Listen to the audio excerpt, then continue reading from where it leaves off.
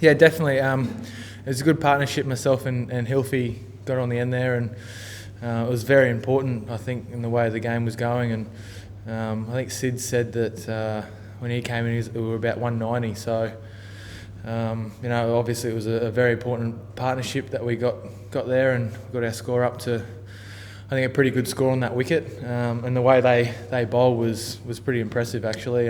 They bowled very good lines and lengths throughout that whole time, and all their innings. And we probably started off with our bowling not so great, but we hung in there and got back to bowling good areas. And when you did bowl those good areas, there was enough there in that wicket still. So obviously with the conditions being overcast, there's still a little bit of swing there and a little bit off the deck still. So we need to go out there in the morning and start very, very well.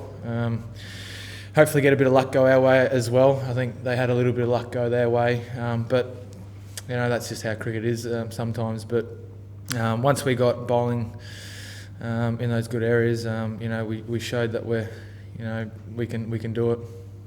What was your take on the no ball sense of anger? Well, I know how he feels. I think he handled it very well in the end. It was disappointing that for him that he couldn't get his first wicket. And it would have been a good wicket to get as well, being Cook. But I think the way he handled himself after that and the way he bowled, it was good signs for us. I think it looked like he spun the ball a little bit there and got a bit of drift. So obviously Peterson went pretty hard at him early, but sort of saw the ball start to spin a little bit and drift, and I think it sort of shut him down a little bit. Not shut him up, but. Are you happy with the system as it is with the no ball? It seems, it's walking off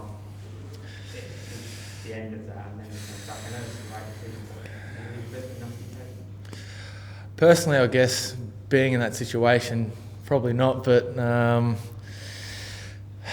I guess it can be frustrating, I guess. If the umpires know it's a no ball, then I think they should call it instead of waiting to call it. But I think everyone's going to have different opinions on it. I guess my opinion is that I suppose it's not a bad thing, but it can be frustrating. I suppose you just got to get your foot behind the line, and Mitchell, how much does it help you bowling when you've been batting well? I think for me, what helped me today was actually getting the new ball.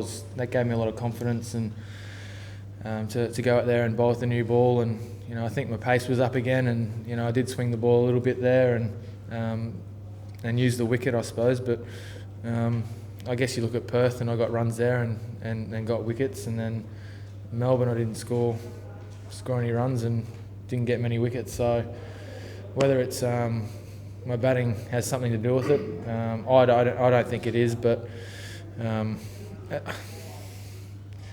it's exciting for me to go out there and score runs, and like myself and Ben to actually score runs at the end there, and probably does give you a bit of a pump up. But I guess we'll wait and see. I don't know what it's been like in the past.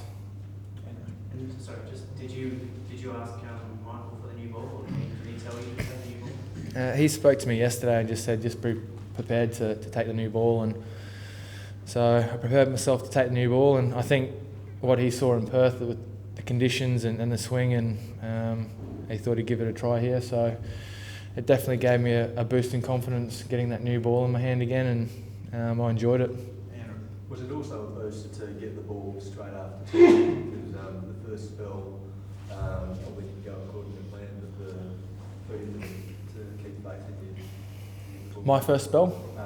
Or the team? After two. What do you mean, my first spell as in my first three and then after tea? Look, I bowled 3 cut shots and they got hit for 4, so the first one I thought it was a pretty tight cut, but I didn't feel too bad in that first spell. And then after tea, I probably took me a little bit to get into a bit of rhythm, but I don't know what else to say to that. Jane.